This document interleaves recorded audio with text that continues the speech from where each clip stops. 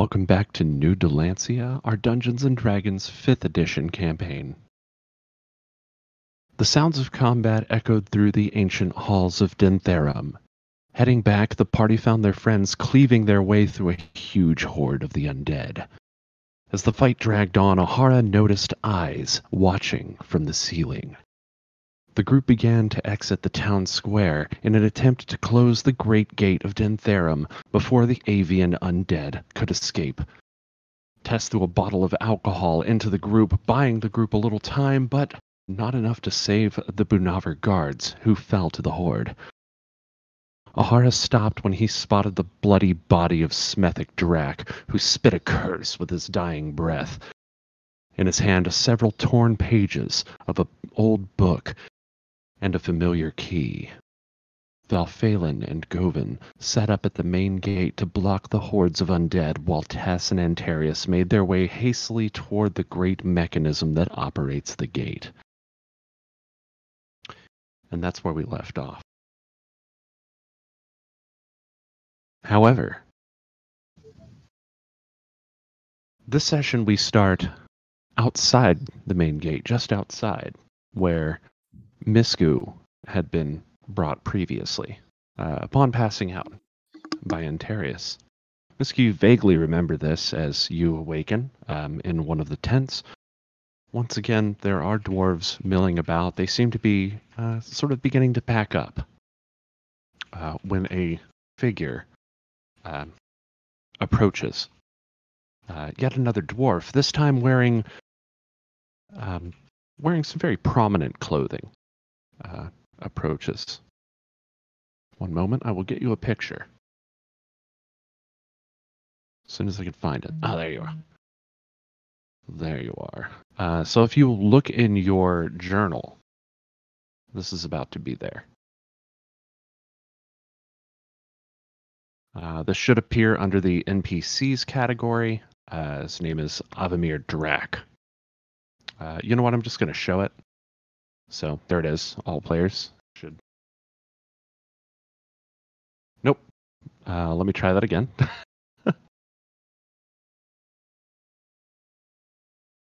There we go. Now I'm seeing it.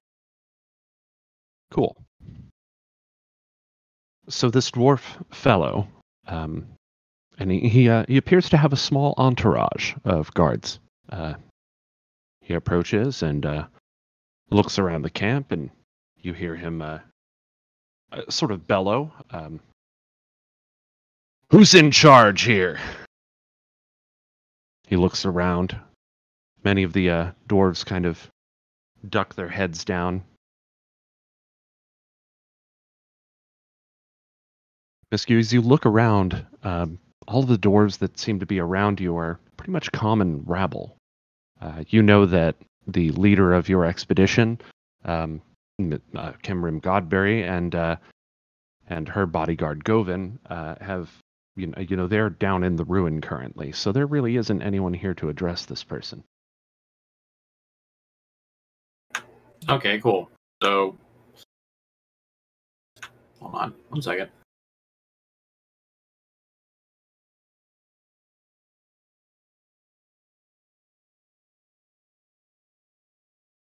There we go. Push to talk being tabbed is not a great idea. So Misku will dust herself off and take an aggressive stance, standing in front of him, going, "What's the issue here?" Yes, you must be a servant, I suppose. Where's Kimrim? Or, better yet, I am here at the behest of Smethyk. Where is he?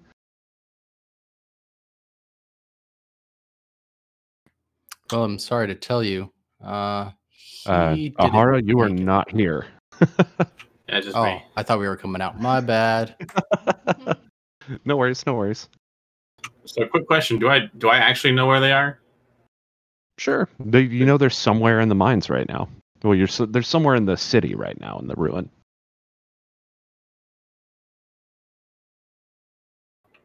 All right.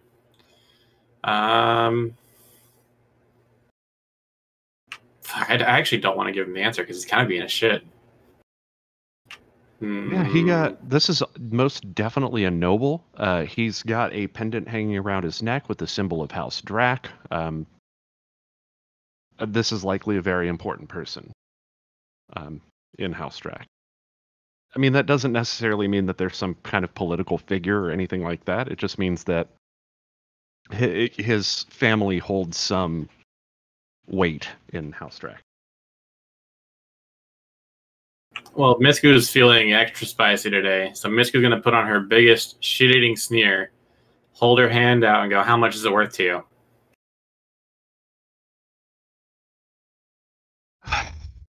He rolls his eyes and he turns toward one of his guards.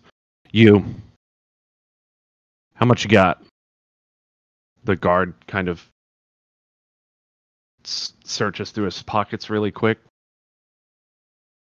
And I've got 20 gold. Hands it to him. He takes it and he plops it in your hand. There. I should have guessed. A mercenary, correct? Oh shit, I didn't think that would work. Misku looks surprised, kind of tosses the coins in her hand a little bit and shrugs and goes, they're down in the ruins. Okay. Well then, will you be accompanying me? Or shall I just make my way in by myself? Ooh, that's going to cost you extra. Very well. Turns toward the guard to his right. The guard is like, look, I'm broke. Of course. If you want something done correctly, you have to do it yourself. Can I do an investigation check real quick? An investigation check for what? I want to see if anyone has anything nice on. Yeah, you don't need an investigation check for that. Clearly, you can see that he's dressed very prominently, but other than that, these look to be pretty standard guards. They have spears, they have light armor. It seems to just be sort of an entourage that he has, like escort, essentially.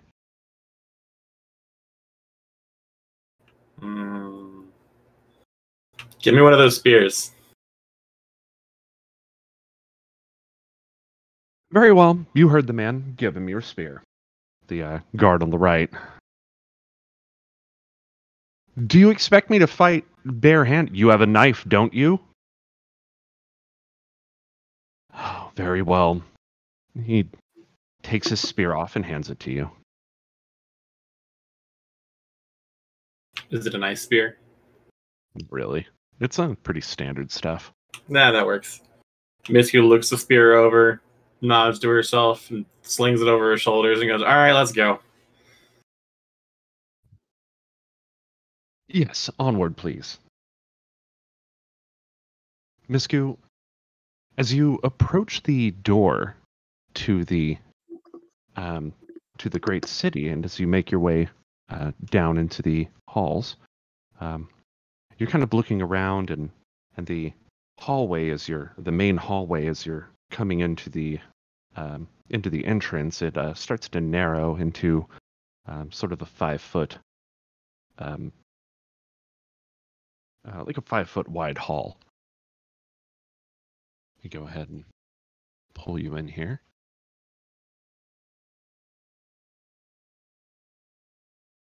As you begin to make your way down, though, you hear shouting. I'm sorry, not 5 foot. I meant 10 foot. 10 foot was what I actually meant.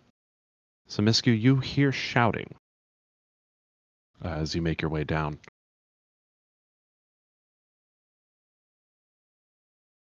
All right, let's see what all the fuss is about. I'll go investigate. As you,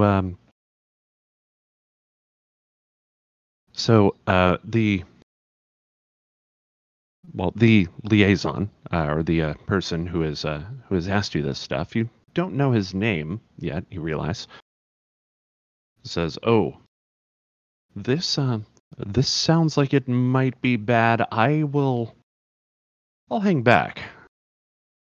Come back and let me know when the area is clear. Or if you find Smethyk, then please send him my way. He clearly doesn't really care about the obvious sounds of what you perceive to be combat happening from down the hall.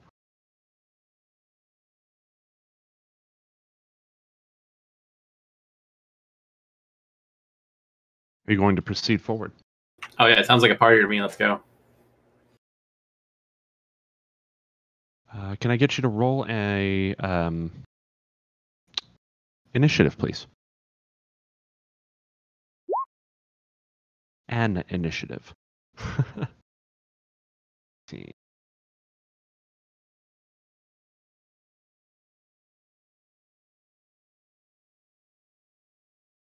Okay.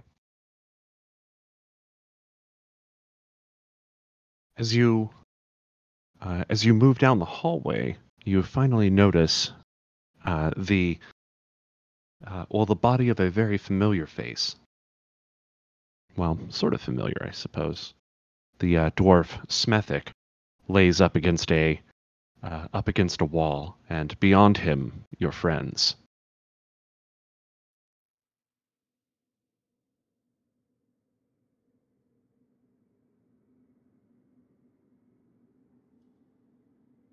The music not start?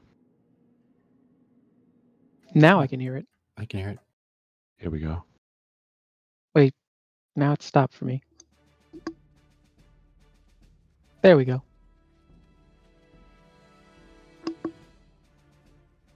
As you approach Misku, Valphalin and Govin bar the door, and your friends are all armed and pointed toward the main gate. Valphalin, he yells, "The mechanism! Go! Shut the gates!"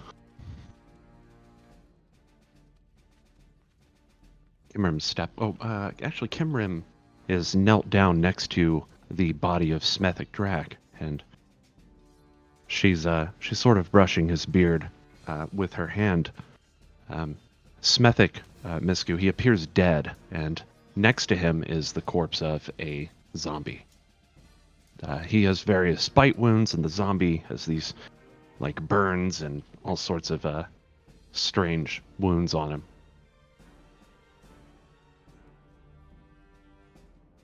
Those guys are dead. Ian Fear, you're up. So is that oil been lit yet? The oil had been lit, and several of the zombies in the rear are lit ablaze. There is a horde of zombies that is currently flying toward you. I want to see if I can make that blaze go high enough to sort of reach up to them now. See if lighting it ablaze further makes it any hotter or... Doesn't seem like it would work. However, if you have anything else that could act as a... is catalyst the word that I'm looking for here? If you have any other flammable material on you, like oil, like lamp oil or anything like that, it's possible you could toss it out there. Ooh, an accelerant. Nice. An accelerant, yeah. I don't think I have anything like that. Good question. Do I have any of that wine on me still? In your inventory? Yeah, do you have anything in your inventory like that? Because you had the crate, but that likely got left at camp. Yeah, I got nothing. Afraid not. All right. Well, since it seems like these since there's nothing really flammable, I guess I will try a ray of frost on this one here. Okay. That is a hit. All right. Takes 4 cold damage, and it loses... I think it loses 10 feet of speed until my next turn. 10 feet of speed. That will be handy in this situation. Yeah, it's killing people like crazy.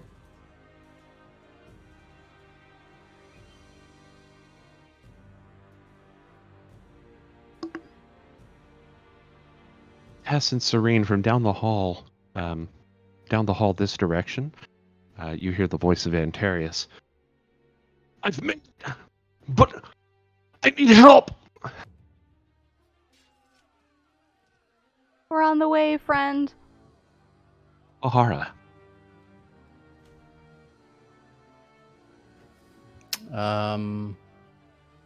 So I can hear stuff going on, yeah. Yes, you did hear the voice of Antarius out from the right, and you know that this horde of the undead is coming toward you. They're avian in type, so they are flying. All right. I guess I will. Yeah. Wait. Which way is Antarius? Is he out towards this, like this way? This direction, yes. Okay, that's what I thought. I guess like hearing that, I'll probably follow that way to see what I can do. All right.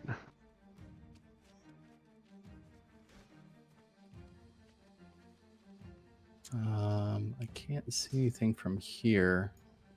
Remember, you can move up to double your movement speed each turn if you sprint. Yeah, I was just curious if I saw anything once I got there. Nope, there are 2 lit braziers. In this room, there are 6 statues, each bearing a pendant of the various dwarven great houses, as well as let's see. Nope, just each bearing the pendant of a dwarven great house. All right. I'll hearing Antarius, I kind of book at full speed past the statues and burst in this room. That's pretty much it for this turn. But I kind of step through the doorway as I end.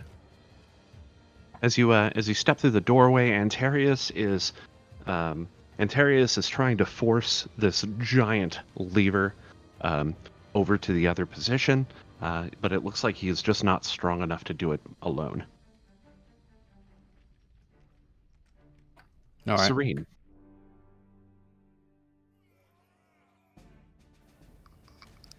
So Cyrene is just going to move over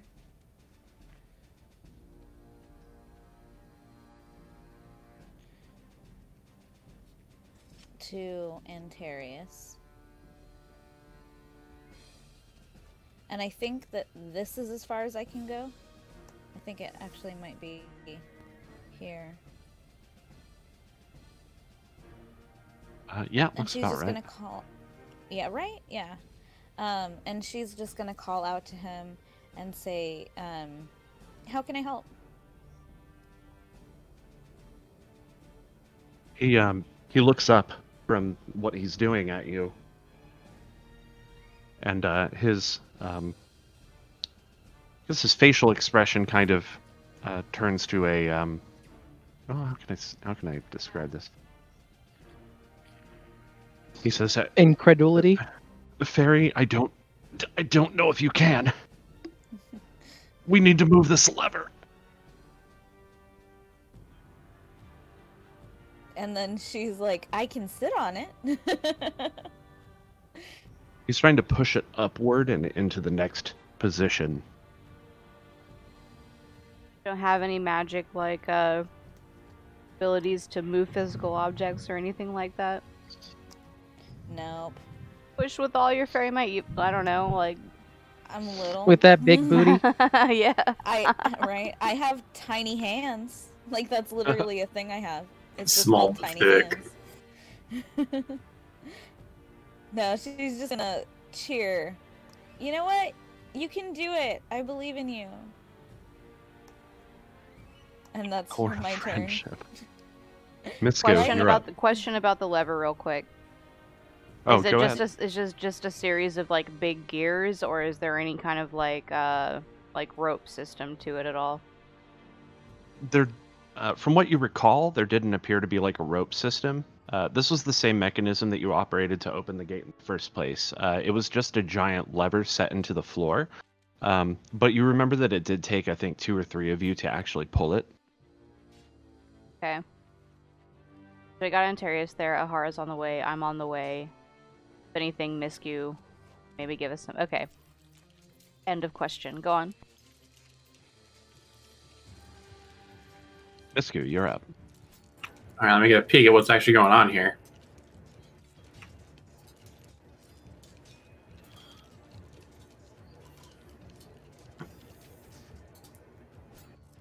Oh, there's a lot going on in there. What am I seeing here? Oh There yeah, is there's There is a huge horde of the undead before you. They're these all. are, Oh, go on. yeah, these are like bird people that are undead who came from above and they killed the guards. So They are ferocious, dude. They do a lot of damage. Yikes. now we'll also have a pit of fire where some of them are caught in the back. But yeah, there's quite a few, and we're trying to close these doors. There's apparently there's a lever. We're trying to deter them as long as we can, so that we can try to pull this heavy ass lever to shut them back in. All right.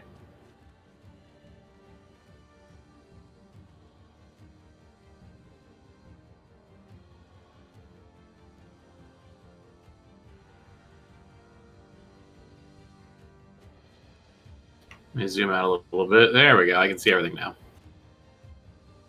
Yes. So there's a horde of the undead that is flying toward Val and Govin, who are set up at this gate. There are some more. There's another horde of the undead behind them that some of which are lit on fire, and they have stopped and are kind of flailing about wildly. You probably also heard the voice of Antarius ring from around the corner this way. Yeah, I'm gonna head towards the lever. So I'm gonna move to here, and I'll end my turn. This is also the first time that you've seen this room before. This is there are 6 statues in this room, each of which bears a pendant around its neck of one of the various dwarven great houses. Much to your surprise, one of the pendants has the symbol of the leafless twisted tree.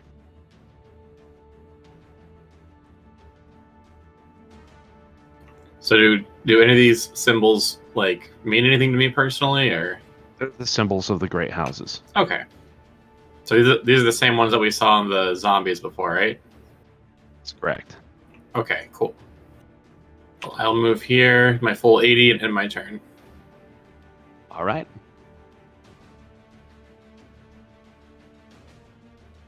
Prepares an action. Tess, you're up.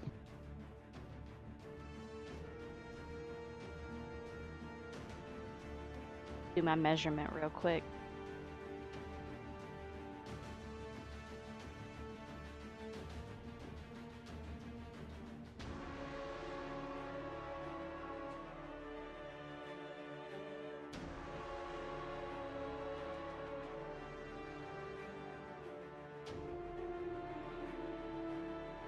Alright, Tess is just, she's gonna sprint as fast as she can. She can only make it to, here. She's gonna stop for a moment and catch her breath. Whew. She holds up one finger. Oh my goodness, I'm out of shape. Give me just a second here. That's it. Valen also prepares an action. Okay. Here we go.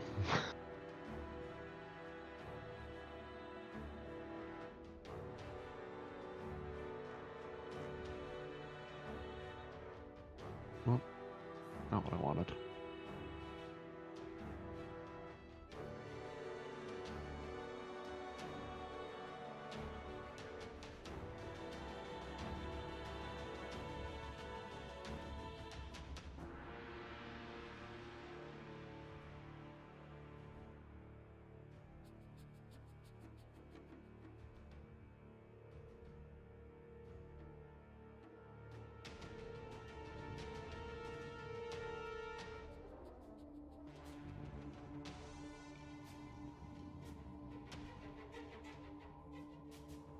The undead fly forward and start to pile up in the doorway here. A few of them try to make it past Valphalin and Govin, who block them from getting through. So we've got a couple of incoming attacks. One against Val, which is a miss, and one against Govin, which is a hit. For 6 damage.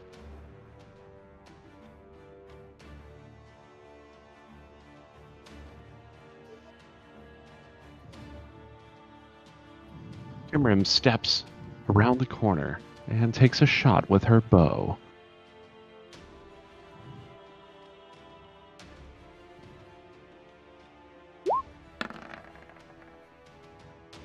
That is a hit. For 6 damage. A bow sinks directly into the chest of the avian zombie. Ianfear, you're up. All right, I'm gonna look back to Kimrim and say, "Do you have anything flammable with you?" Flammable. She rifles through her things very quickly. I have a tinderbox. I have, what are you looking for? Flammable. Flask of acid or flask of alcohol, something, anything that can blow up and burn on these folks.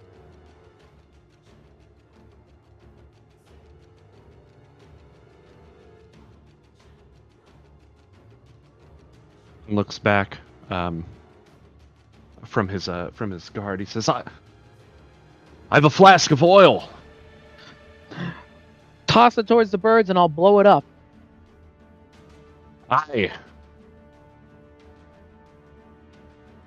He starts to prepare that action. All right, so I will prepare the action that when he tosses the oil towards the birds, I will use a firebolt towards it. Got it.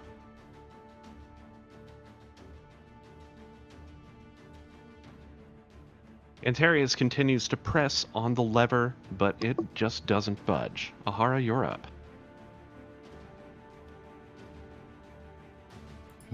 Okay. I'm going to rush up to assist. Oh, not right on. I'm jumping on his shoulders. I'm standing next to him to assist him with this lever. Wait, is it like a circle thing? Is it like a circle thing? Yeah, like a big, ship wheel. Like, is it a big gear that we need to turn? Should I stand on the other side? It's more like it's more like a giant light switch, if you will, like a giant switch. Okay. So, and that switch has some like gears that are half into the floor.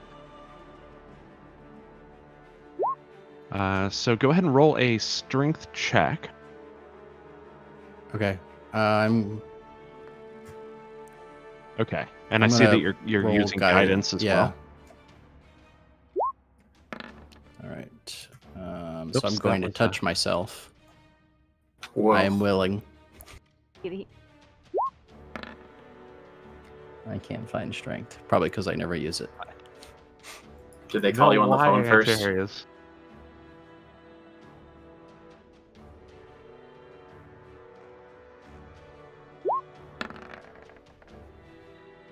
Oh, wow. Okay. Big strong boy. Nailed it. So 21. The lever shifts into position.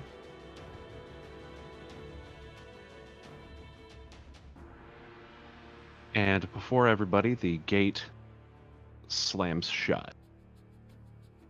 Just in time. You're welcome. I'll shout that as I'll end my turn.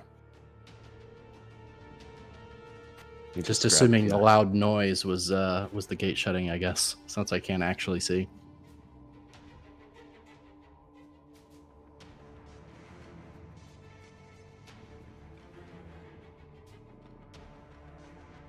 Gosh, dude. Okay. It's drawing. Oh. The gate slams shut and cleaves off one of the hands of one of the avian undead as it's gripping onto Govin's arm. Govin lands flat on his butt. Oh, worried for a moment. It seems we're safe, friends.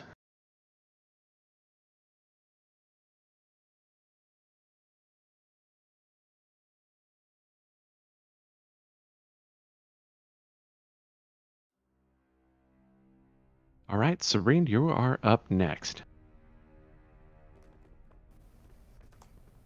All right. So the exit is This direction. to the Yeah, to the left. To the left, to the left. All right. So Cyrene is going to move over that way.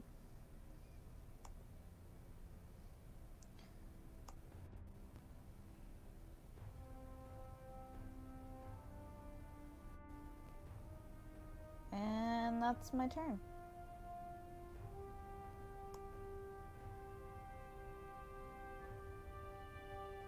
Galphalin takes a step back from the door. He sheathes his weapon. We should leave this place.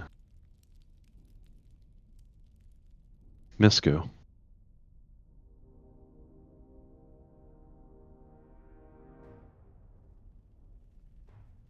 So Misku's gonna come over to our friend here, scratching her head, trying real hard to remember. She's gonna kind of nudge him with her foot a little bit and go, hey, who's this guy again? Around, her face sort of in a grimace.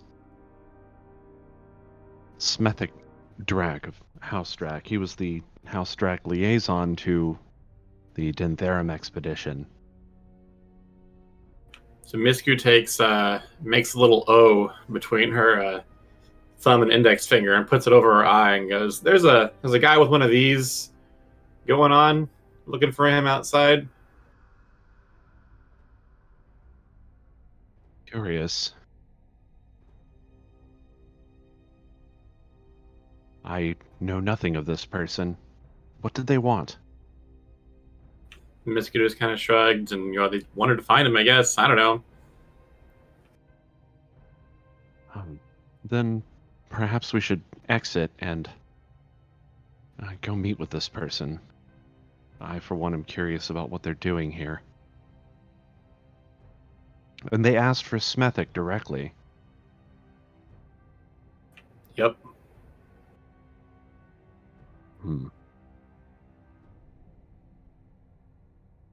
Any other actions you want to take, Misku? Can I search his body? You want to search Smethyk's body? Yeah. Sifting around, you find a pouch on his side that contains some gold. How much gold are we talking in here? Let's say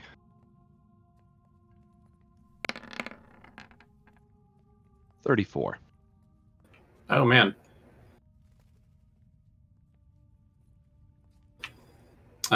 Anything else worth of value on him? He has a spell book. Okay, cool. You assume it's a spell book anyway. You can't really discern the writing, but it has some pretty arcane looking runes on it. Definitely something magical. I'm gonna, as hush money, I'm gonna split this gold between the party, and I'll throw this spell book over to Ian Fear and go, "Hey, smarty pants, this looks like it's more your speed." Me and books aren't necessarily that great, but I'll figure something out with it. That's my turn. Kelvin picks himself up and dusts himself off. Whoop. That is not the thing that I was trying to select. He steps over to Smethyk and leans down.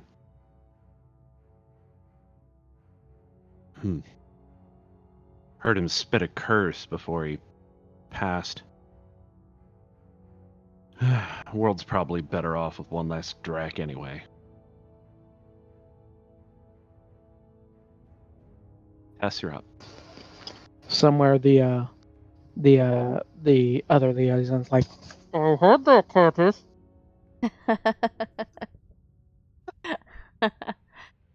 After having just caught her breath, Tess is gonna kind of shoot the switch a rather frustrated look because she just got here for nothing.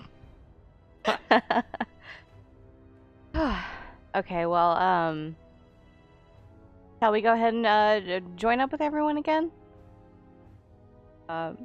Motioning to Ahara and Antarius, Tess is just gonna go ahead and kind of walk her way back for the rest of the group. Seeing Misku, she lights up and gives her a big grin and starts waving, like, Misku!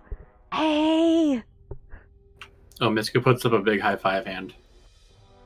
Tess high fives back. Yes. And that's the end of my turn. I'm just making my way back to the group.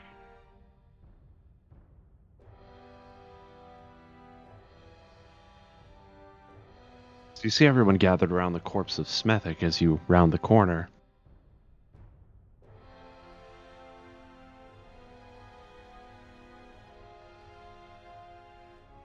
Valphalin also starts making his way toward the exit, but he stops and stands staring at Govin and Smethyk.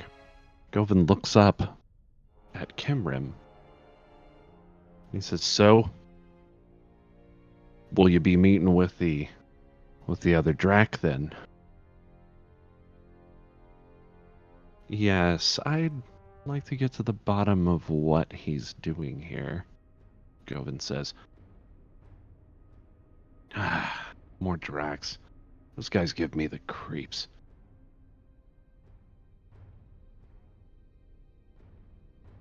So Kimrim steps over the body and continues on down the hallway, Govin in tow. Ian Fear, you're up next. All right, well, I'll take this book and I guess I'll slide it into my pack, and then I guess I'm going to be making my way outside as well. Antarius looks to you, Ahara. Your face. You seem concerned. What is it?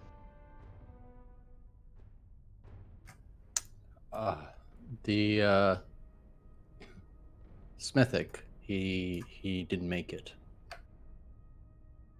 I know. He handed you something, right? He did. I don't know that I added it to my inventory though. So actually, it was something that was previously in your inventory, which has since been added back. I believe I added it back to you. So it was the key to the, it was a key with some writing in common, surprisingly, on it that said City Services. Right. It's kind of an intricate-looking and very large key, which you presume went to the gate that you guys were trying to make your way to when you happened upon this, this horde of the undead that you just fought.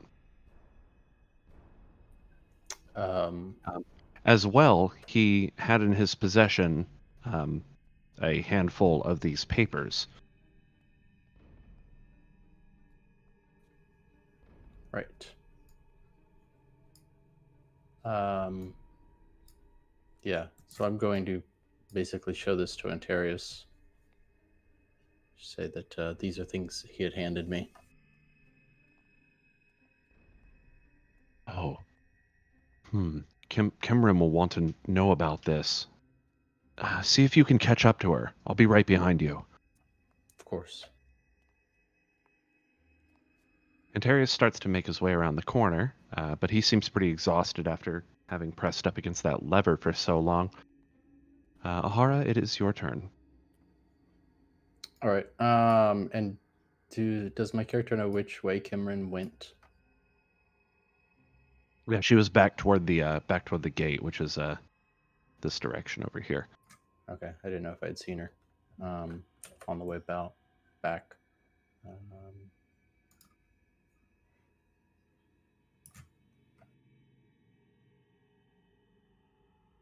As you come around the corner, you do see Kimrim among the group of your friends. She seems to be heading off down the hall.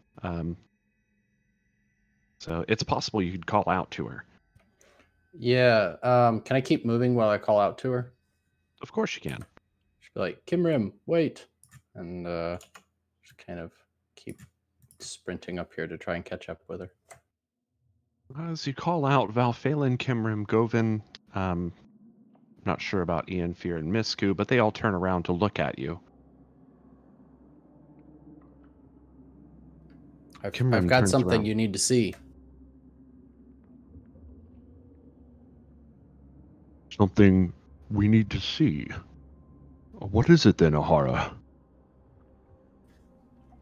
Smethyk was holding this key. I'm gonna hold it up. I don't know if they can see it from where they are. They're still pretty far away. As you recognize this key as the one that you had previously found in the guard area. Not the guard area. What's the? Yeah, the guard. No, not the guard area. The constabulary. Essentially the dungeon, the jail. You guys had found this in a desk, but for some reason, I guess Smethyk had it.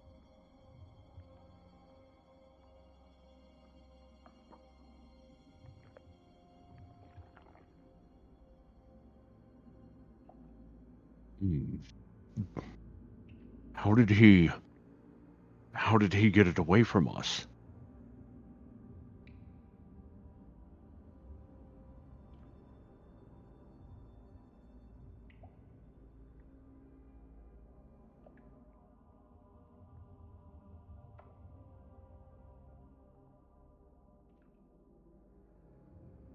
Can everyone still hear me?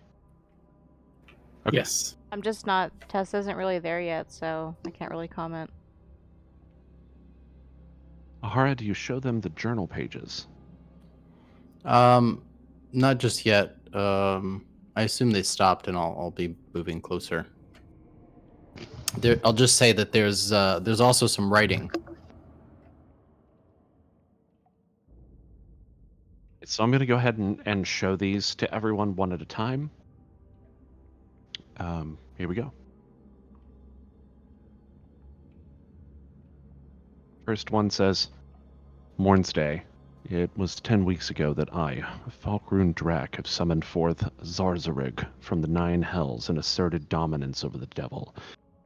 He has offered a seat of power among the 9 hells, and I have accepted. With this new power, myself and my family are promoted to a new great house, which will be written into law in 2 months from today. Moonsday. Zarzarig is returned without the ritual. With him, several dwarven servants travel. This is a breach of our verbal contract. I will end this demon if I have to. Above the great halls, there is an ancient tree, powerful enough to bind the soul of the devil. I will bear this in mind. Zarzarig is bound. That is the last time a lesser being crosses me. Oh, the fight he put up. But he was no match for my power, especially knowing the devil's true name. Moonsday. Not 1 week after his binding, the tree has died, and corruption spreads into the earth around. However, great news from the city below. House Balfour is disabled. I've secured them passage out of the city, and ordered the gates shut. None other of these Balfour fools will leave or enter. We'll pick them apart one by one and make way for the purest dwarven blood.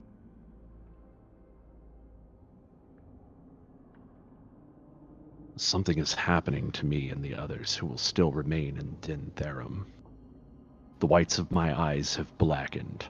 I can see images in my mirror now. faces that stare back at me. Mornsday. I've replaced my door. The new door is magical, so nobody can get in. The prisoners began to turn, and I fear that the undead may break through the dungeon gates. We will have to cease our experiments and stop the corruption spread. Only myself and my servant remain, and he is fading fast. I may have to destroy him myself before he turns. And the final page. I have found that the mirror is actually a portal. Today the lady of the mirror stepped right through.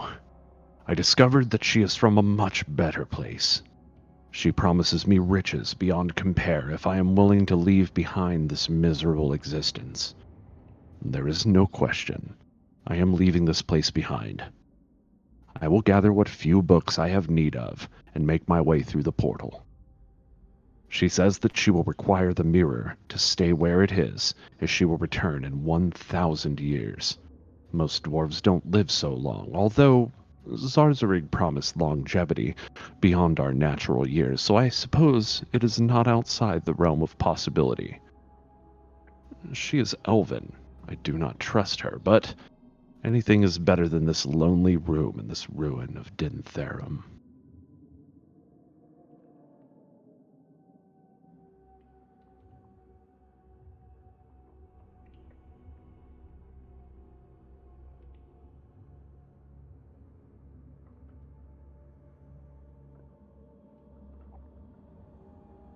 Find myself without words.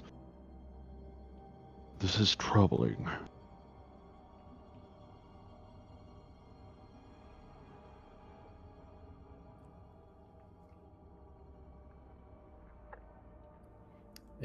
The journals mention the mirrors, just like what we all experienced before. Yes. Could this, lady in the mirror be the one who starts this cataclysm?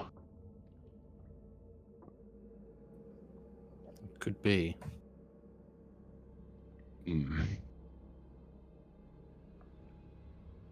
This bodes ill, but our way is cut off. Everybody, you can go ahead and gather, if you'd like to, at the entrance here, so that everybody's not all, like, far away and stuff. Whoops, sorry. Wait, okay, I see how that works.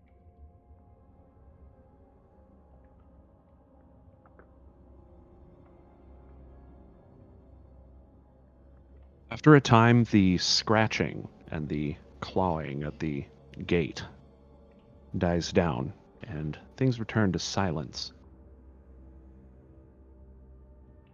They sure did give up quickly.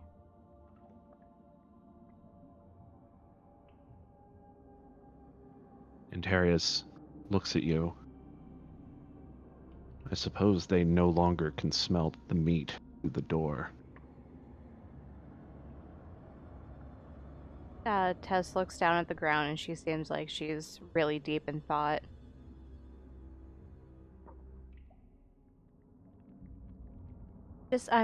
I'm concerned. We haven't moved. None of us have moved. We haven't left. We sure that there is like no other way to get in here or out of here?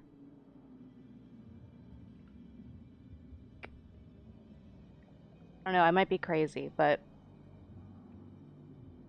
Ahara, Antarius, where did you guys come in? I don't remember us all coming in together.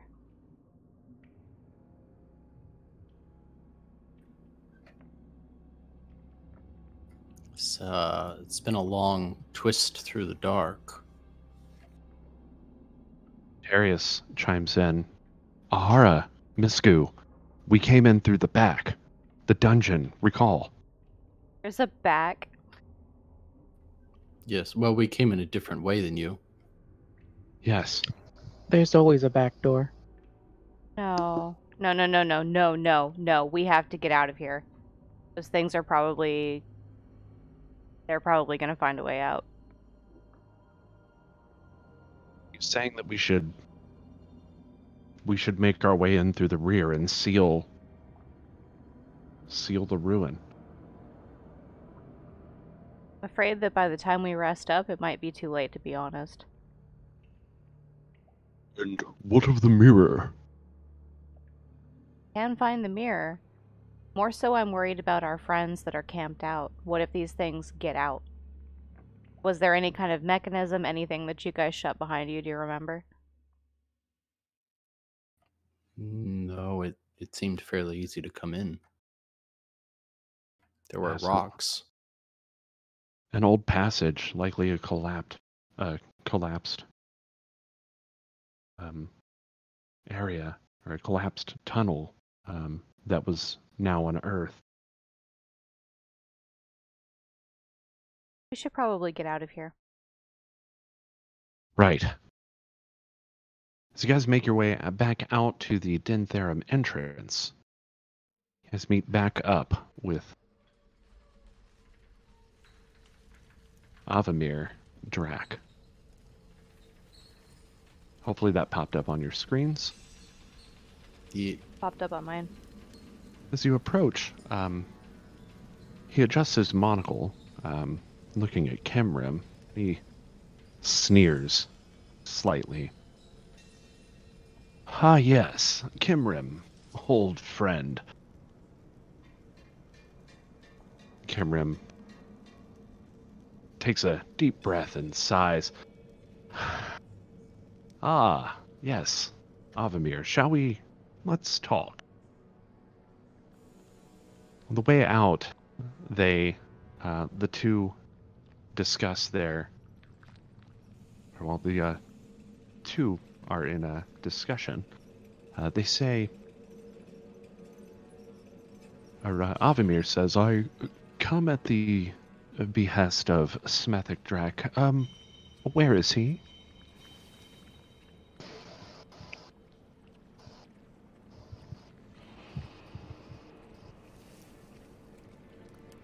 I'm here this time, right? Yeah, you're here this time. Everyone is currently present. I'll look around to the others and say he sends his deepest condolences. He's not going to be able to make it. From beyond the grave.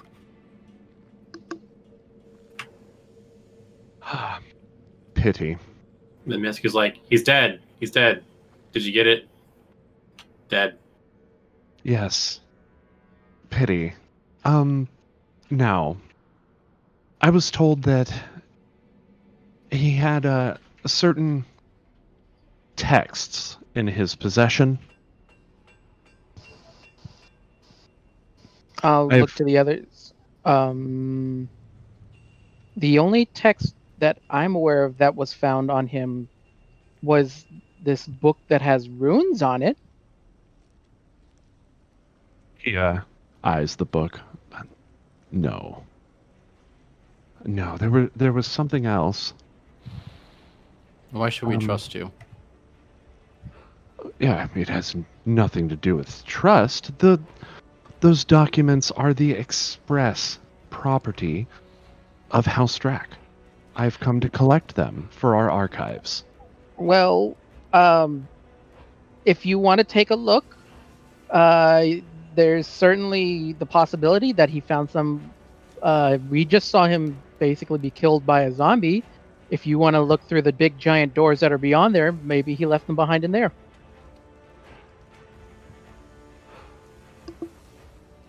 You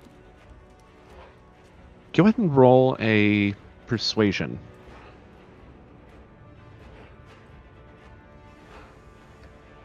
Unless you'd like to roll something like an intimidation. I will Oh no, also it let wouldn't you do be. that. It wouldn't be.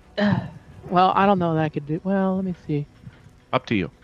I'm leaving it up to you on that. How about However you deception? want to frame it, that is up to you. How about Deception. deception? I'll let you roll a deception, yeah. 15. He sort of squints his eyes at you.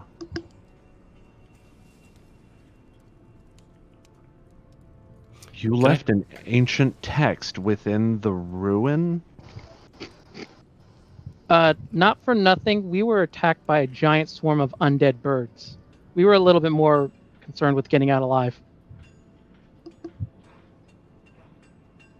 I see. Can I tell What's if this that? dude is being honest? Can you tell if he's being honest? Yeah, like, does he seem sleazy, or does he, like... Do I have any kind of, like, can I tell anything about this guy from the way he's holding himself? Oh yeah, roll an insight check. Just not really sure whether I should trust him. Insight. 21. Oh yeah, this guy is shady as fuck. All right. Yeah, I don't trust you. I'm just gonna say that a lot because you don't seem very trustworthy to me. Again, this has nothing to do with whether or not you trust me. These documents are the property of House Drach. Can I roll an intimidation? Sure you can.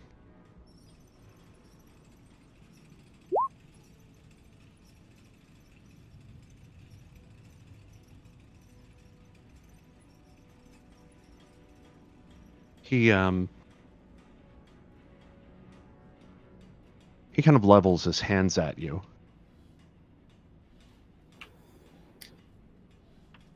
Misku's gonna lean over and get right in his face and just snarl, "Look, we told you where they are. That's not changing. If you want them, go get them." Not looking for a fight. I'm just looking to procure House Drach property. I do have this as a legal right. Is that not so, Kemrim? Govin? Govin kind of scratches his head. These are decisions I usually leave up to the Chancellor, and Kemrim. No, these are not, no. These are not your documents. We found them. We are going to take them back to the archive in Bunavar for processing. That is how these expeditions have always been handled.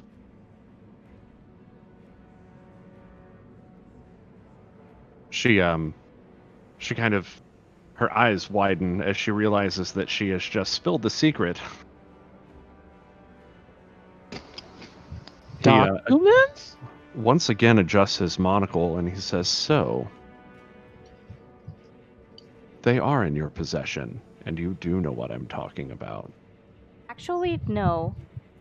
Tess chimes in. And by the way, he approaches Mr. Drach. "Mr. Drach, I like your glass eye." And she reaches out and taps his monocle a couple times. "I've never seen a glass eye before. Where did you get that from? It's a glass eye, right? I've never seen something like this before. I mean, unless it's half of a pair of glasses. And where do you get half of a pair of glasses from?"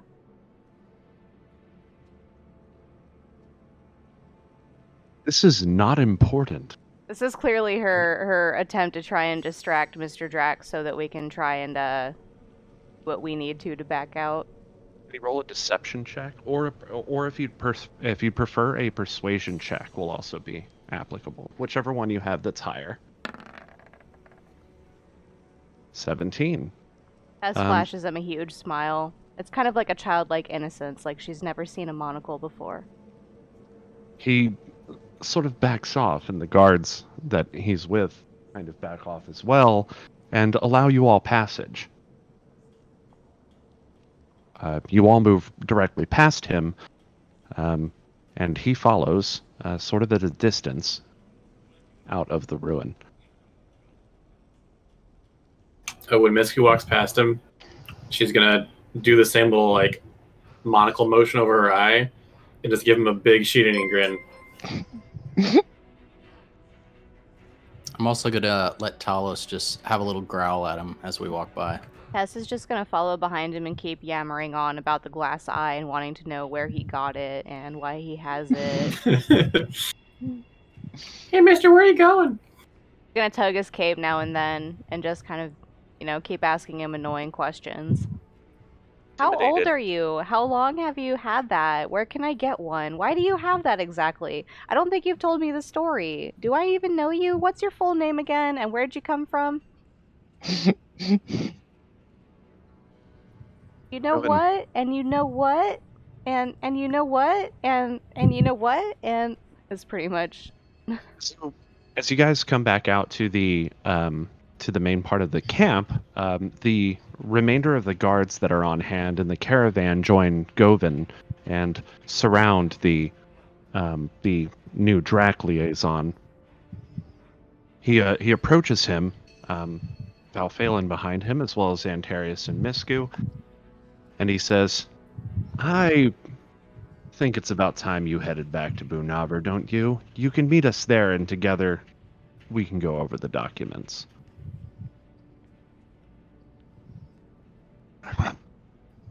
"Fine." He scoffs, and he signals his guards over, and they take their leave. Govan. "Well, now that we're done with the riffraff, I can show you the way back to the rear entrance, if you please."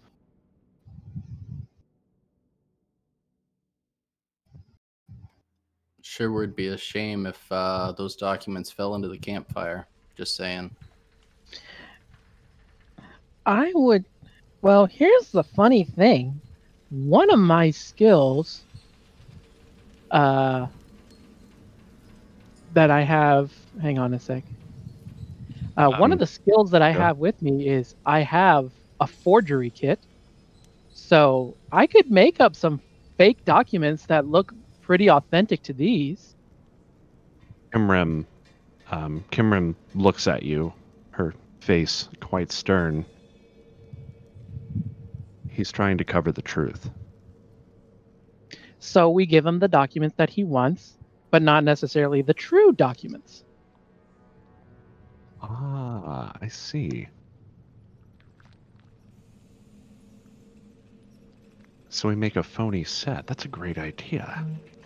Don't worry about doing it yourself. I've got a team who can do this once we return to camp. But for now, I think we should worry about the task at hand. I think these documents are safest with Ahara, so why don't you hang on to them? Of course.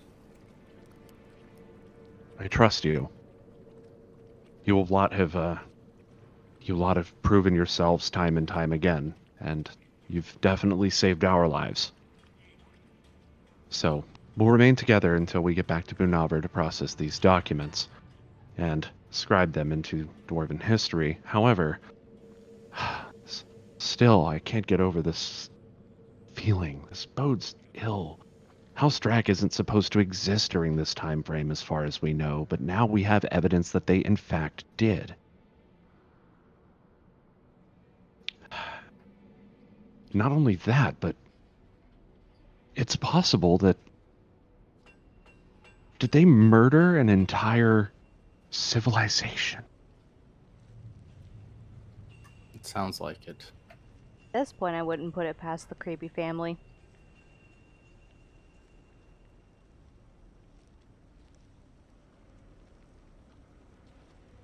I guess the only thing we can do now is check this door. Had anyone seen it?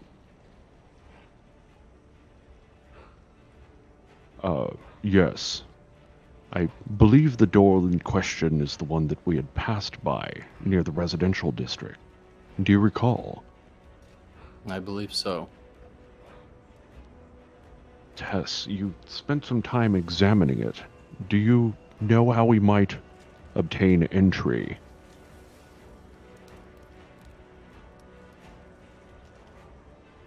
She looks down to all the medallions that she's wearing around her neck.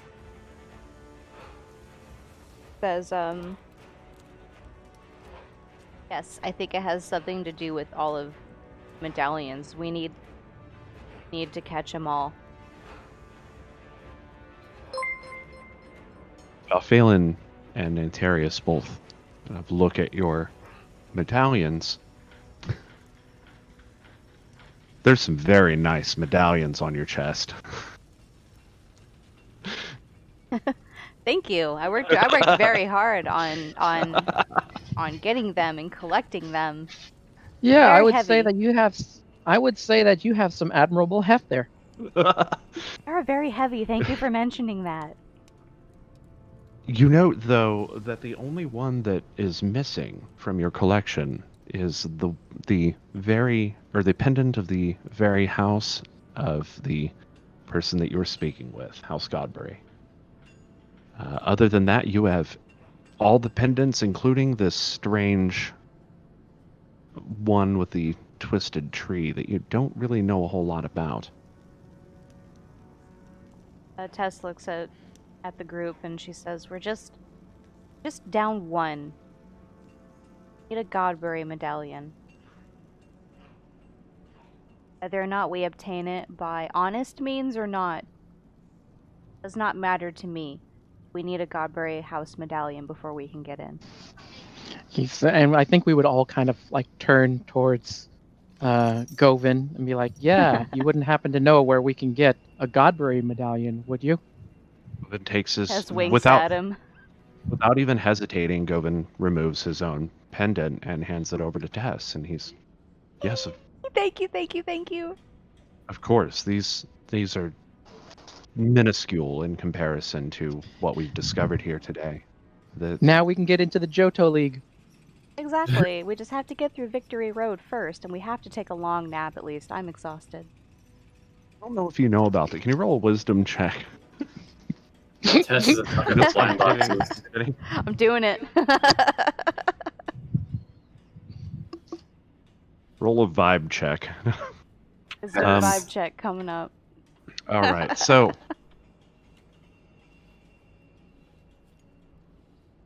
Govin, after handing you the pendant, then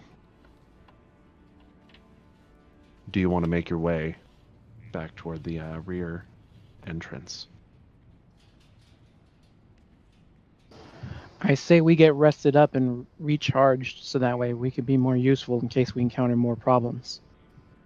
Probably a good idea. I'll post a guard. He turns to look at the guards that are all positioned around him and says, You, I'd like you to head this effort. Take 10 of our best men. I want you to guard the rear entrance. We'll be along in about 10 hours. Make sure they know that no one else is to enter this area except for us. We don't want to try to have Drach trying to throw his weight around against them. Of Of course. Is the guard that I took the spear from still here? No, he left with Avamir. Oh, I was going to try and trade him his spear back for something. Oh, your +1 spear. Well, it's not a +1 spear, but you have a new spear. So, do you guys have any other questions for Kimrim? Anything else you'd like to address? No, Ianfear's looking completely frazzled and like worn and like hair everywhere. He's just be like, "No, sleep now." Yeah, Tess is gonna curl up in a tight ball and she's gonna hug the medallions in her arms against her chest while she takes a nap. Ahara, not needing very much sleep, you find yourself awake for the majority of the time the others are resting. Kimrim approaches you at some point during the night, and she says, "We've evaluated a few of the texts that we found during our expedition, those that we were sending back to the surface as we were exploring the square area when we were attacked. We found something that we think you might find a little interesting. Care to accompany me?" Of course. She leads you back to the main tent here, where there is the large table with the map set up, and yes, please sit down. And you too, Govin. I'm gonna sit down on like the ground. If there's a chair, I'm just gonna ignore it. Govin sits down next to you, and she places a book before you. What is this? I'll start flipping through it. A lot of the writing seems to be in Dwarven, but there are passages that are in Common. From what you can tell, this is a book that has some various history within it. It seems to talk about various Dwarven great houses, and just seems to be an account of the general history of Dyn Therum. One thing that you notice is that is a recurring name in each of the common passages, and that is of House Balfour. That is spelled Balfour, Balfour.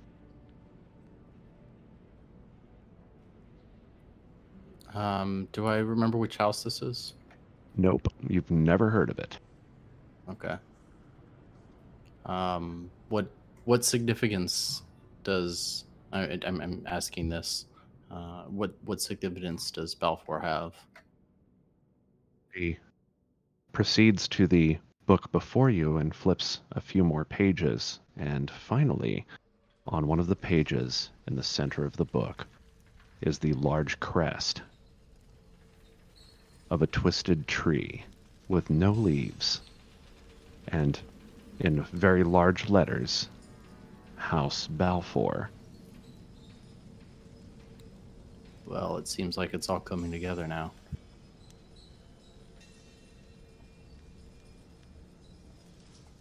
This is a missing dwarven house who, according to other passages in this book, may not have even been dwarven. Furthermore, in our studies, we found that this house, Balfour, may predate all of the dwarven great houses. She kind of stares into the fire. A chill wind blows through the tent as you contemplate what this might mean for the world. Not only is there a great house that is undiscovered previously, but it is older than all of the other houses. This is huge, right? Politically, right? It's Or maybe- also interesting that this symbol, we've seen this time and time again.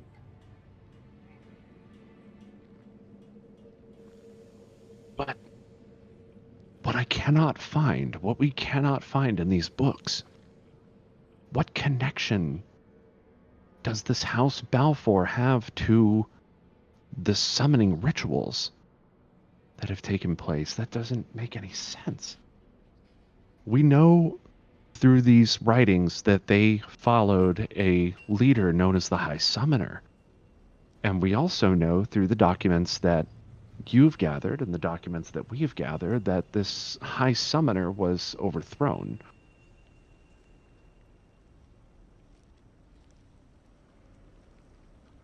Either way, I wanted to catch you up to speed. Thank you, I appreciate it. This is quite confusing. I trust you'll tell the others. Yes, of course. Well, I assume, although you have not rested yet, that you likely do need your own rest or meditation or whatever it is you elves do. We do a lot of things, but I will need some meditation. Yes, I'll leave you to it then. Please let us know if there's anything that we can do. Thank you. As well, if we find any more information, trust that we will let you know.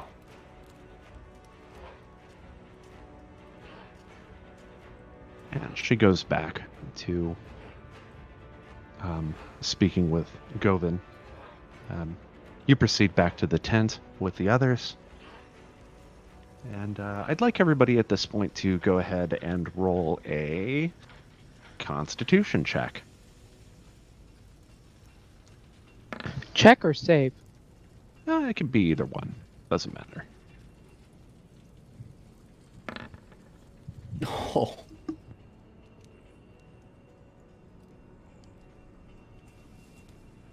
Hey. You're I fine, got a Ahara. fumble. Yeah, you're actually fine, Ahara.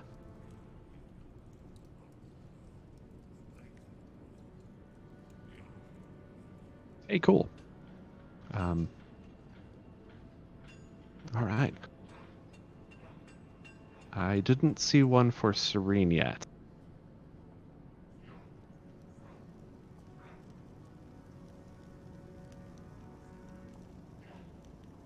Cyrene?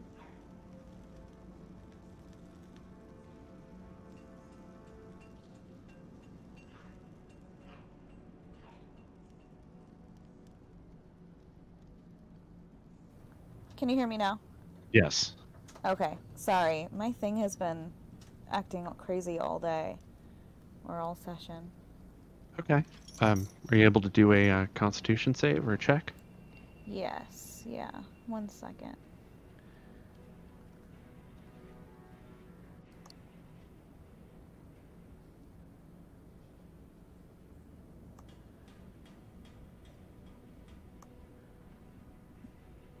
Huh. LOL. Tess, Cyrene, as Ahara approaches, you both wake up. You're sleeping very lightly tonight, and you find yourself troubled with nightmares of varying type. So you see Ahara approaching from the tent. Ahara, as you're approaching, you see the two of these, Tess and Cyrene, look up at you. Some interest. I'm whispering. Some interesting information has just come to light.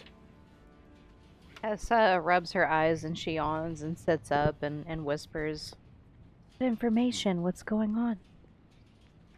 That symbol of the twisted tree we've been seeing is apparently the crest of House Balfour, and no one's ever heard of House Balfour. What's a Balfour?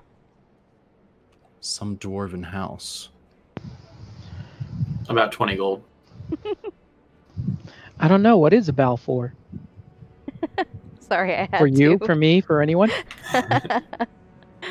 One of the medallions that I have is the Balfour symbol, right? Is that right? Okay, Tess is gonna shuffle through the medallions and she'll find the one that's like matching his description and hold it up and say, "Oh, like this one?" Yes. As you hold it up, by chance, you look over, and toward the top of this mountain that the ruin is laid into. And at the top of this mountain is a very large and telltale tree, clearly visible from where you are. As his eyes lock onto it and her eyes kind of widen, she holds up the medallion to kind of like match its image up with the medallion. It's a perfect match. I think I know where I need to go. What is it? What do you see? Tree. She points. Look, it's exactly the same tree. I will look towards the tree. You look up, and sure enough, there is a large and twisted tree, leafless, and well, let's see if I can find what it looks like here.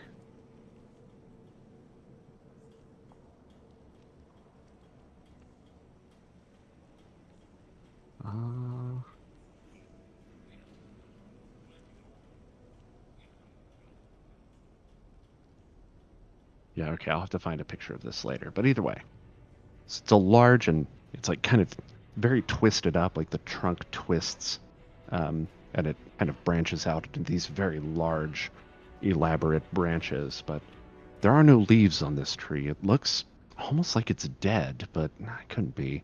It's so huge. It's a dead ringer massive. for the. It's a dead ringer for the Balfour.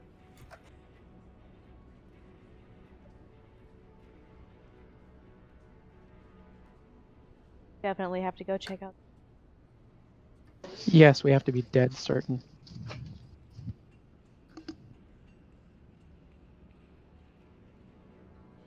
Shall we get some rest and head out in the morning? Yeah, I'm still pretty tired. I've just been having a hard time sleeping.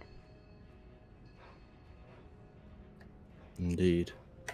You all put into rest. At this point, everybody can go ahead and reset their hit points to maximum, reset all of their spells.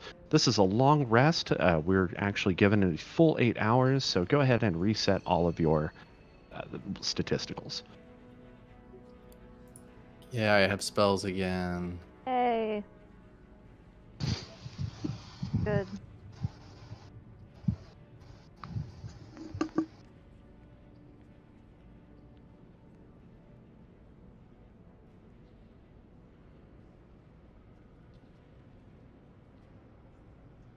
Sun rises.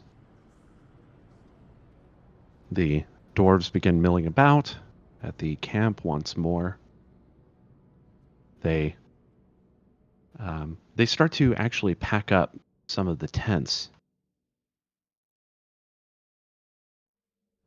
and they place them over packs and things like that to be carried back to the wagons at the road. As you awaken and you prepare yourselves for the adventure ahead, Kimrim and Govin approach. Hey, friends. Morning. I hope you lot feel better. You'll see Ian sort of like stretching out, his hair perfectly coiffed or whatever. Like it just looks, everything all looks perfect. And he's like, totally refreshed and ready to go. Back's a little stiff, but I'm feeling better. How does he do that with a spell?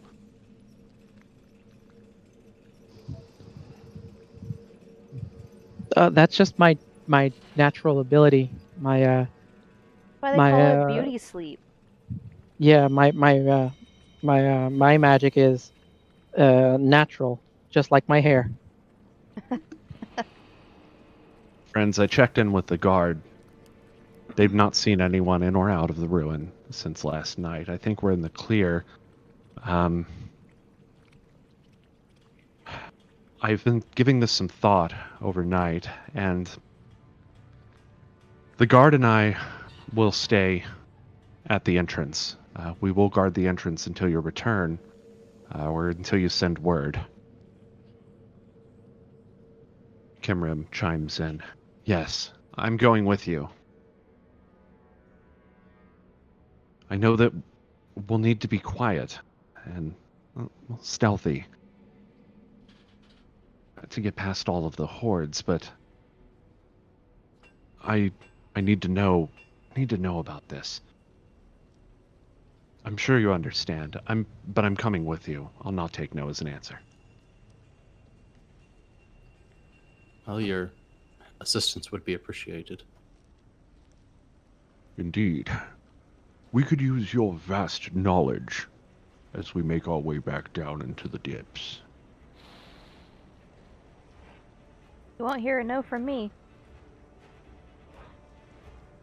I'm just gonna catch everyone up on the tree that we saw relative to House Balfour. Up.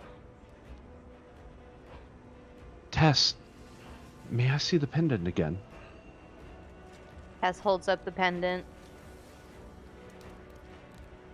Oh. If only we had noticed. This is... wow. It's so stunning. Oh.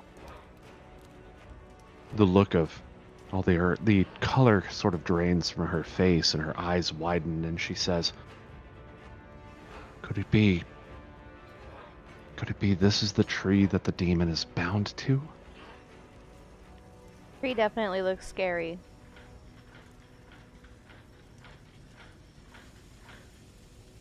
Wouldn't surprise me at all.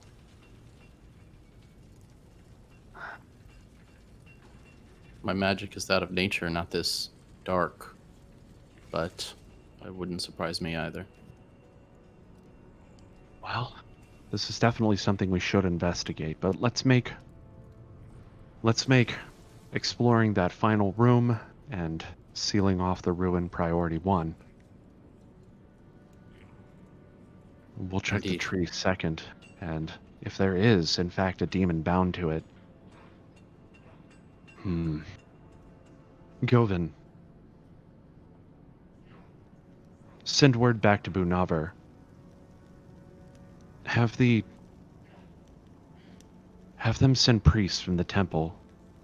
We may require their services to bind and destroy this demon. Yes, ma'am. You heard the lady. And he shouts back at a few of the the entourage that you guys have come here with. Aye, and they pull their packs on and they begin to make their way back toward the road.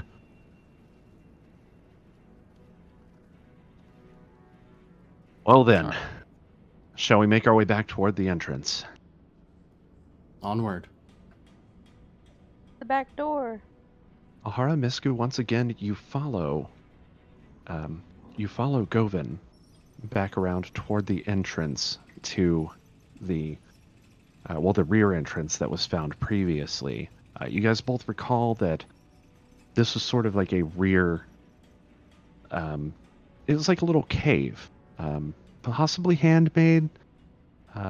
Maybe later on, perhaps by tomb robbers or that such thing, that had made their way down. But when you had come in there, the tunnel was mostly collapsed. But as you make your way down into this cavern now, this short cavern, the rocks are mostly clear. There are a few that block your path, but it looks like with the power that you have on hand, they should be easily moved. Give me one moment to prepare.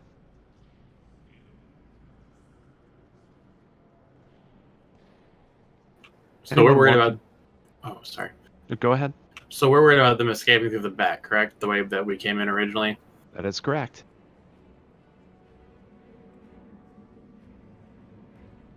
Okay. Okay. Whoops. One moment. Just doing a little bit of prep work.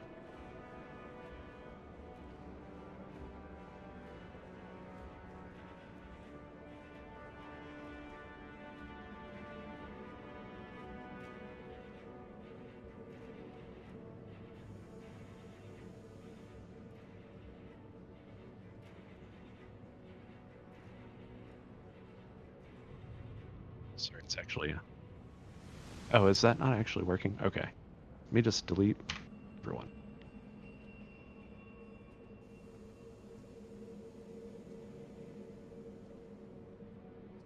Ahara, as you make your way through the tunnel, you come out in the... Oops, let me drag everyone in. I know you guys are not going to be able to see anything yet, but you make your way back through. Once they move the debris, you move through the entrance, and you come out in the same similar hallway. The others start to make their way past you, one at a time. Misku, Valvalen, Antarius, Tess, Cyrene, Ian Fear. And don't forget Talent. Did I miss anyone? I don't think I missed anyone. Nope.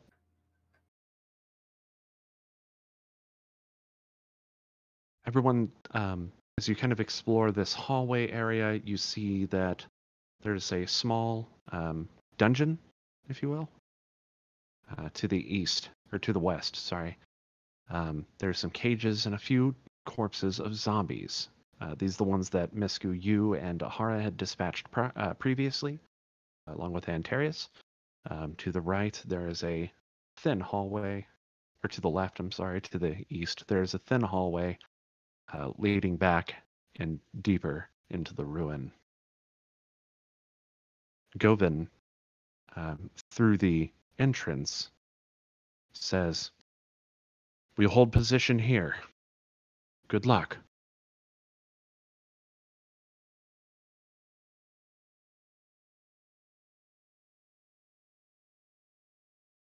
All right. Once more, let's go ahead and roll initiative.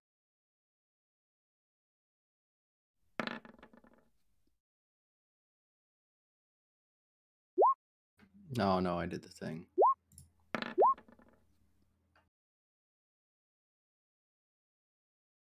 I forgot to click myself. Try it again.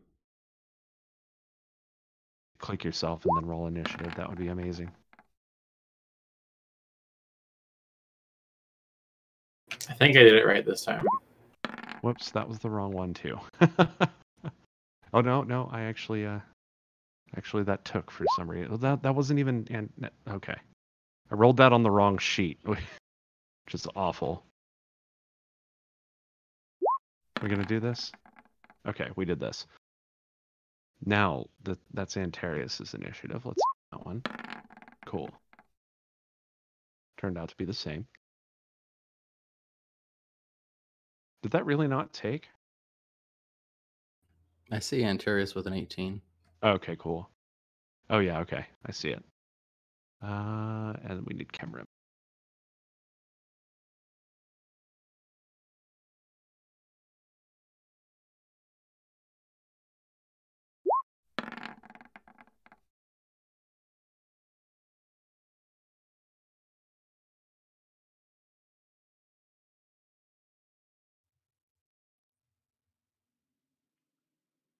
So let's go ahead and sort that guy.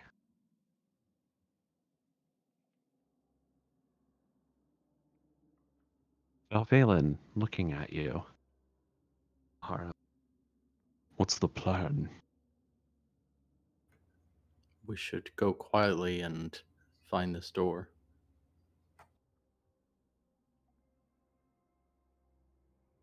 Will you take point then? I would be happy to. Then I defer to your judgment. As do I, Darius says.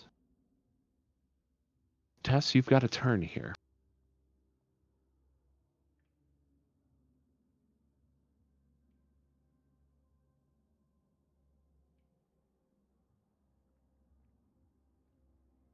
You can either just start making your way forward or wait for Ahara to go ahead and scout ahead. Yeah, I'm gonna wait for Ahara to scout ahead. Not very stealthy. Misku, you have a turn.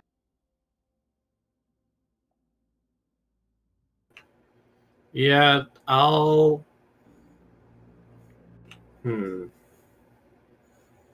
want to roll for stealth, but I'm not. I'm gonna just follow their lead.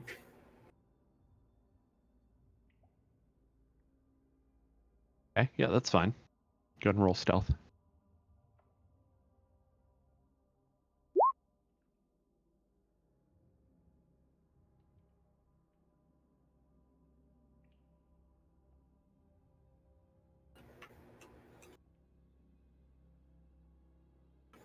I'm gonna try my hardest to be quiet.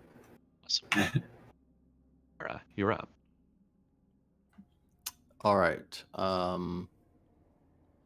I'm gonna roll stealth, or I'm going to be stealthy, I should say, and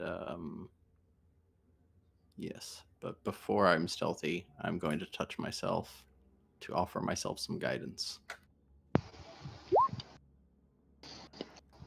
and then I'm going to use my guidance to be stealthy.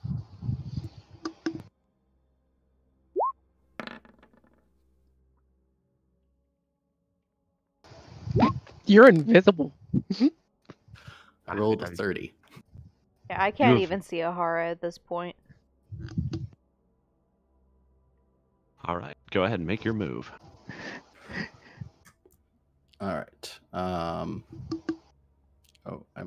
We're going to the east, right? Yep.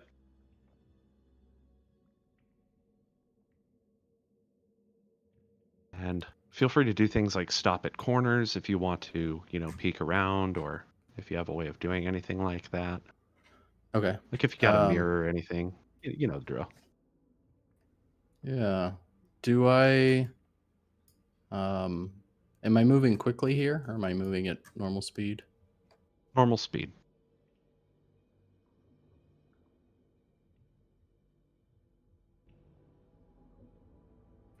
Okay. Does stealth take an action? Not in this case, no. Then I'm going to move again, I guess.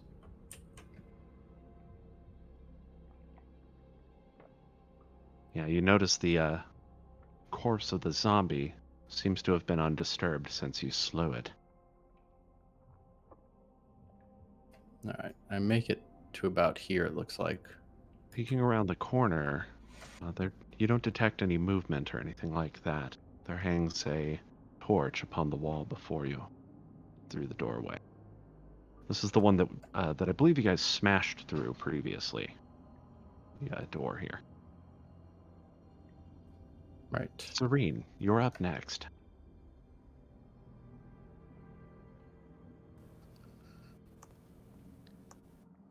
So Cyrene is going to move forward.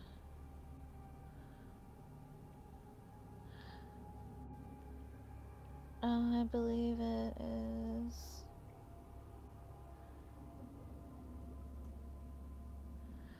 right here. And that's her turn.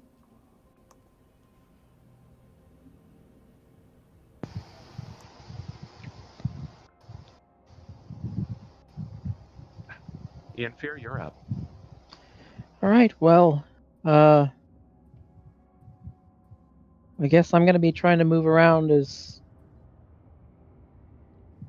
quietly as I can. Stealth? Yeah. Go ahead. Okay. Okay, so first we're gonna need to be able to. All right, so at least get to here. And then I'm gonna sort of peek around to see what all can be seen. Yeah, it looks like it's a really long, steady conga line of folk. You can go through it. 30, 40, D.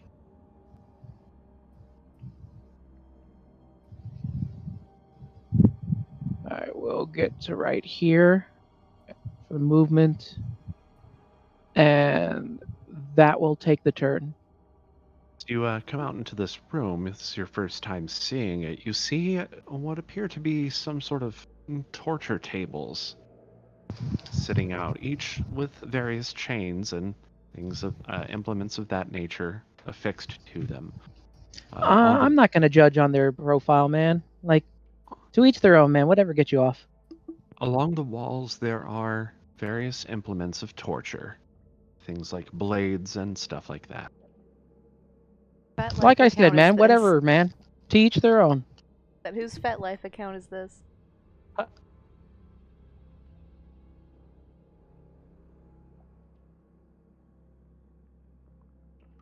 Kimrim.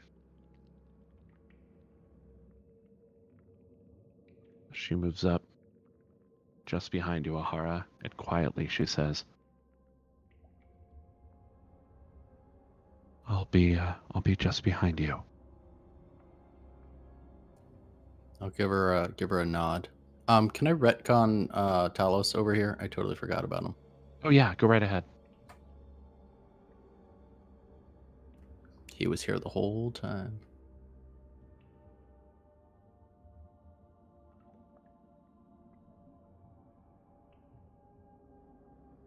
Valphalin steps out, as does Antarius. Tess, you're up.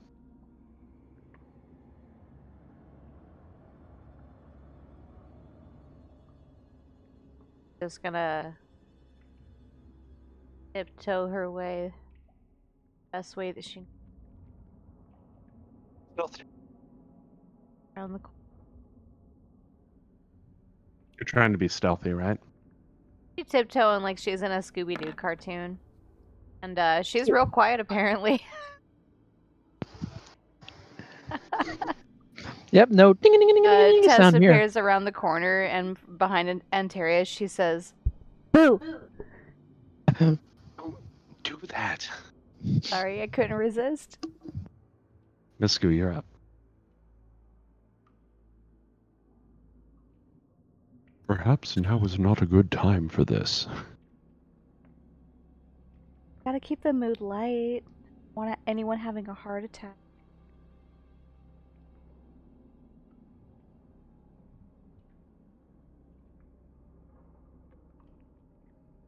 Mine says 35. And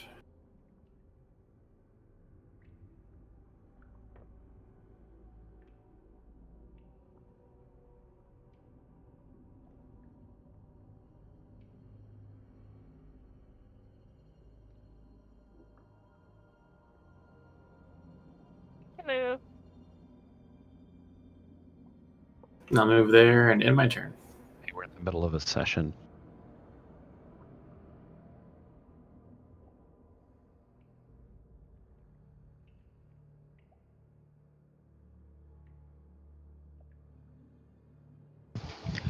I was gonna say, how fresh do the corpses have to be, Tess, for your raising them back up? See.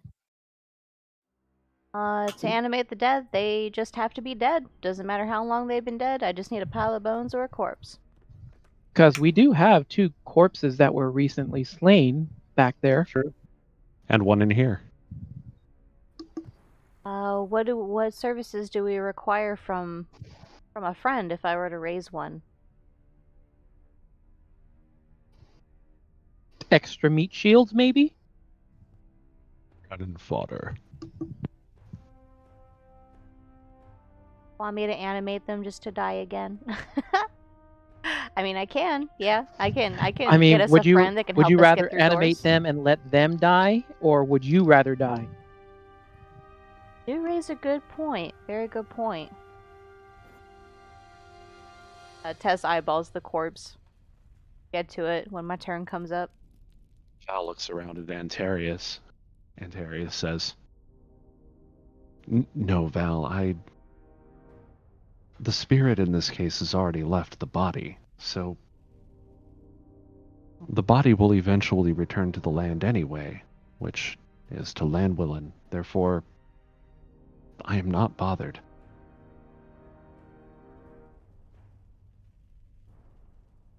Your lot is always so confusing from the other accounts of Paladine that I have read. But I digress. So you're raising the dead then?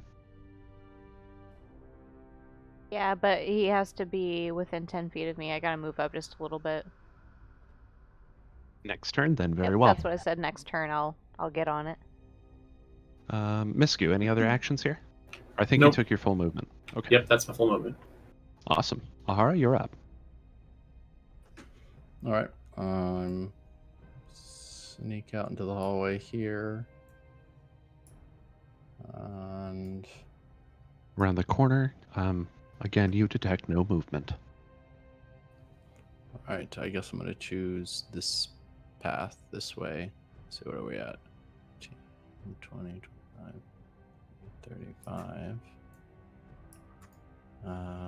And keep on trucking 1, 2, 5, 10, 15, 20, 25. I'll peer around this corner here. Stop. You think you heard something. Roll a perception check. All right. Boop.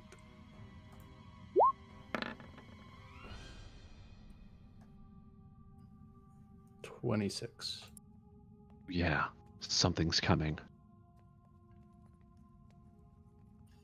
All right. It sounds like footsteps dragging, flapping, groaning. Well, that's ominous. I guess I'm gonna move out just to this cross section here at the end of my movement, since I've already taken my second movement. Might as well finish it. As you approach the corner, you can clearly see that there are several of these of the avian undead. They're making their way this direction down the hallway. Duck. Hide. They don't seem to have noticed you yet, though. All right, I will pause here and attempt to stay hidden. Okay. Let's see. Go ahead and roll a stealth check. Wait, no, I think you already did roll this turn, right? Oh, no, you didn't. Go ahead and roll another stealth check.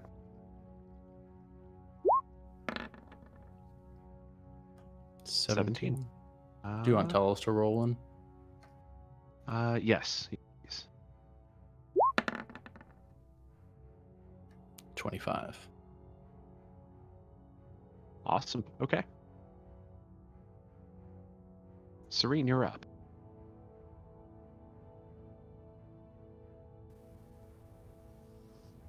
Alright, so Cyrene wants to go over to the torture devices and investigate that, just to see if there's anything of interest there. These appear to be ancient tables, the wood rotting and stained with various liquids, bodily fluids most likely, ancient bodily fluid. There is a snapped chain on that is connected to the table, as well as a bundle of rope laying down next to the table. Along the walls are various implements of torture, blades and whatnot. Other than that, there doesn't appear to be anything of interest. Okay, and that goes for just this one, or what about this one on this side? So you move over there, and this one appears to have two chains attached to it. Both of them appear to be rather rusted and ancient. But again, there doesn't seem to be anything of interest here. Okay. Alright, so she doesn't want to go like too much further without the rest of the party, so that's going to be her turn. Very well. Yennefer, you're up. Alright, well, I'm gonna go around this corner, see if I can catch up with Ahara and see what he found. 30. So from here, I can't really see much other than just that it's a winding path. Yes, and before you there's a wall with a torch attached to it. There appears to be a hallway before you, and a very sharp corner to your right if you're facing south. All right. Well, let's continue on down. So you did see Ahara make his way past here, though. So yeah. So let's see. I'm actually gonna go up to this sharp corner. So. Right about here. all right. As you nope, you actually can't see anything yet. Is that as far as you're going to go for now? Let me see. This is a bonus. This one is a bonus action, I think. Let me see how far I can.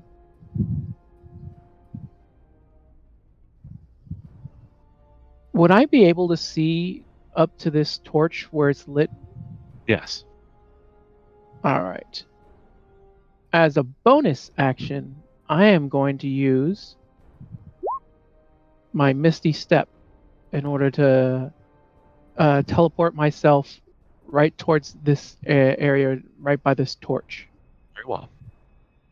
And, I'm gonna put myself right here. Ahara, Ianfir appears behind you from a silvery mist. As you come up behind Ahara, he seems to be sort of ducked down next to this corner.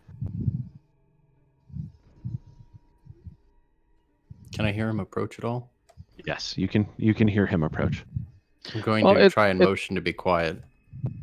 I think it's more that like he sees the mist sort of like form, and then I would step out of the mist. The air suddenly gets really humid.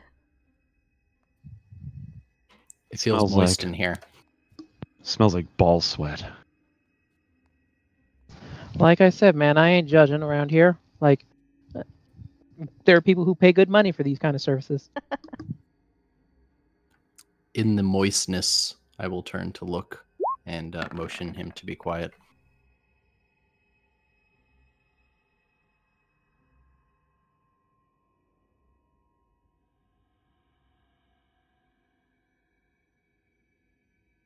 You see Kemrim appear as well from behind you. Oh, well, no, you don't. Kemrim starts to approach. She sees you, Ianfir. You see her come out from around this corner here. She looks over to you.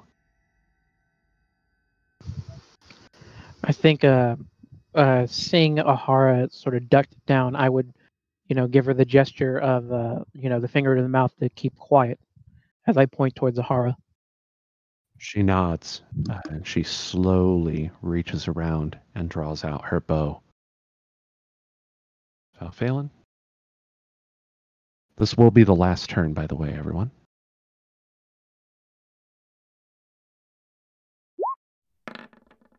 Has to be expected.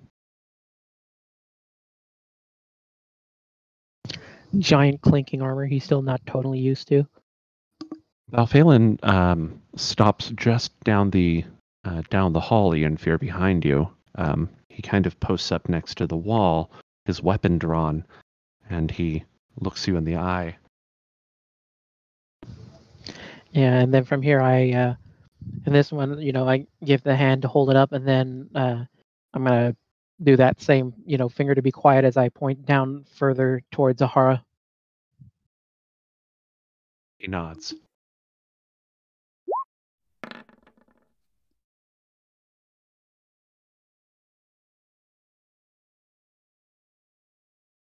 You see him give the same gesture to Antarius, and he gestures with two fingers toward you, Ianfir, as if to tell Antarius that there's something up there.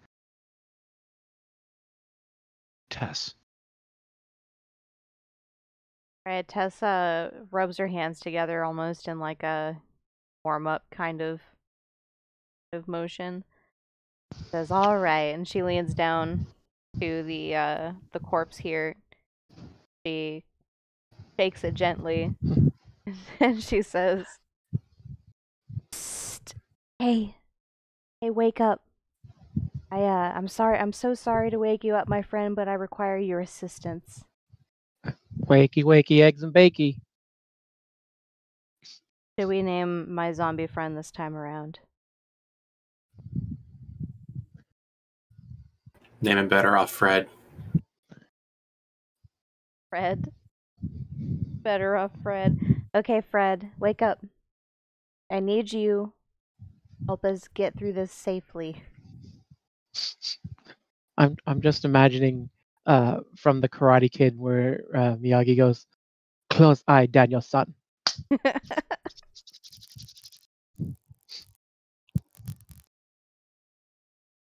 And she casts Animate Dead. Let me link it real quick. It groans and clambers to its feet. Mood. So pretty much I control him for 24 hours. Help us find this mirror. He should be under your control, but I don't see his nameplate being shown right now. Yeah, I can move him.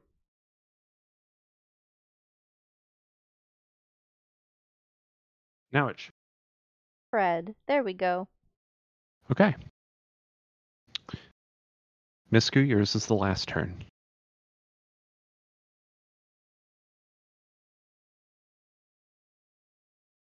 Everyone went that way, correct? Yep.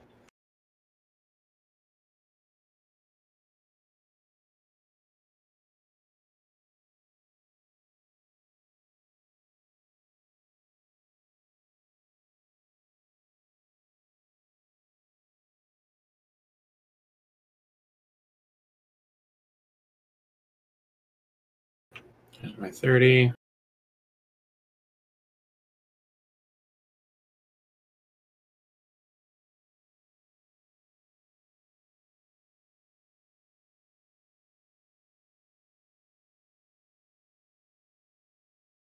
I'm getting some weird. Is this is really twisty in here? Because I'm getting really weird shadows. Yeah, it's a little bit twisty. There you go. Ah, okay.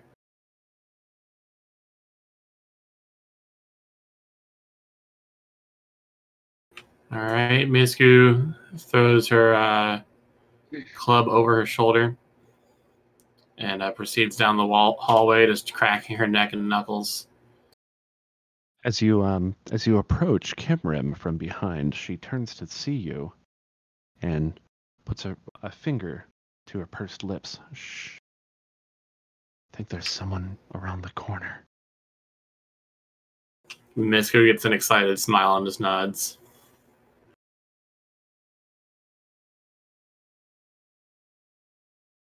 That's all the time that we have for today. I hope that you guys have had a great time hanging out with us for New Dalancia, our D&D homebrew 5th edition campaign. And we hope to see you next time, the same channel here. Keep an eye on my Twitter for more information about our upcoming episodes, as we may have some news in between or this week. Otherwise, be sure to keep an eye on YouTube as we do archive these episodes as well as various highlights there. As always, I am your most humble DM, VGpunx, and I am signing off. Keep a song in your heart.